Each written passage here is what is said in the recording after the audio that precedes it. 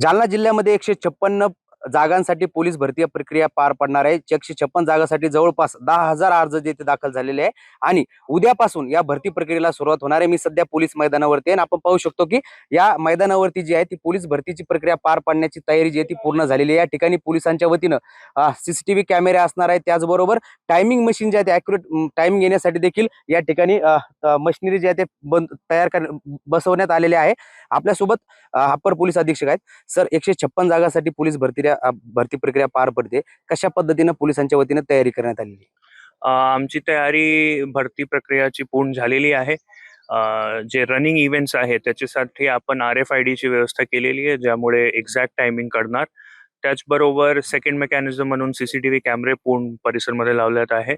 जर कोणी कॅन्डिडेटला आक्षेप असेल तर ते CCTV मध्ये पण आपण टायमिंग कॅल्क्युलेट करू शकतो.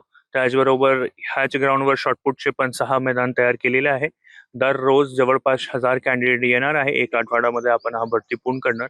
तर त्या हिशोबाने आमचे बंदोबस्त, सगळे मॅनपॉवर तोचप्रमाणे डिप्लॉय केले गेलेले आहे की मिनिमम टाइममध्ये हा करून आणि कुठलीही तक्रार नाही आली पाहिजे, या पद्धतीने पोलीसची तयारी आहे.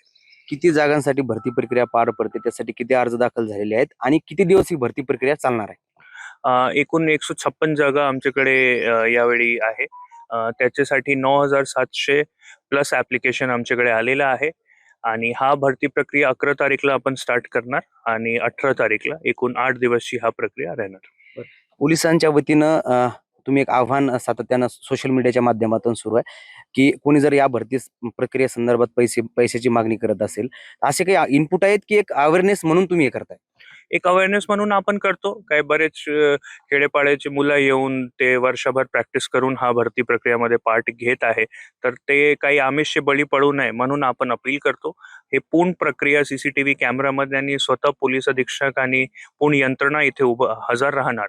म्हणून सगळ्यांना विनंती आहे की कुठली अशी आमिषला बळी पडू नये आणि कुठली जर असा कोणी व्यक्ती येऊन अप्रोच केला की आम्हाला तुम्ही पैसे द्या, आम्ही भरती करून देतो, तर लगेच पोलिसांना कळवले पाहिजे. कंट्रोल रूमचा नंबर आणि अँटी करप्शनचा नंबर पासून लोकल पोलीस स्टेशन सगळ्यांचे नंबर आपण सोशल मीडिया आणि जालना पोलीसची वेबसाईटवर फ्लॅश केलेला आहे.